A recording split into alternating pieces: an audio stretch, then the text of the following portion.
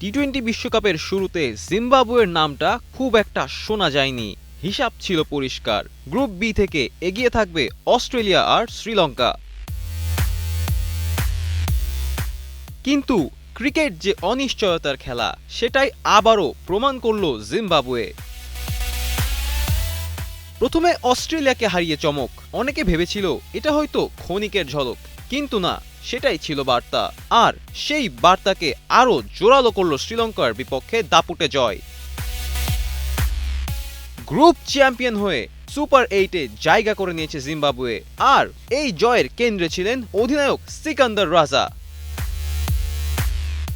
মাত্র ২৬ বলে ৪৫ রানের বিস্ফোরক ইনিংস, প্রতিটি শটে আত্মবিশ্বাস, প্রতিটি রানে নেতৃত্বের ছাপ, ফলাফল ম্যাচ সেরার পুরস্কার।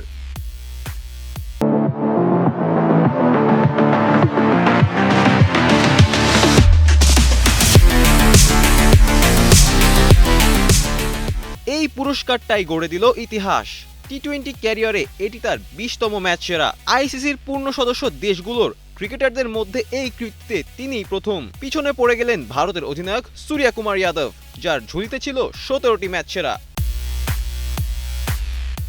এতেই শেষ নয়, ৩৯ বছর ৩০১ দিন বয়সে ম্যাচ সেরা হয়ে আইসিসি টুর্নামেন্টে সবচেয়ে বেশি বয়সী অধিনায়ক হিসেবে নতুন রেকর্ড গড়লেন রাজা। এতদিন এই রেকর্ড ছিল রোহিত শর্মার দখলে। বয়স তাকে থামাতে পারেনি, সমালোচনা দমাতে পারেনি, অবহেলা ভাঙতে পারেনি তার আত্মবিশ্বাস। এখন প্রশ্ন একটাই, সুপার 8-এ কি আরো বড় চমক অপেক্ষা করছে? জিম্বাবুয়ের গল্প এখন আর কেবল চমকের নয়, এটা আত্মবিশ্বাসের, নেতৃত্বের, ইতিহাস গড়ার গল্প।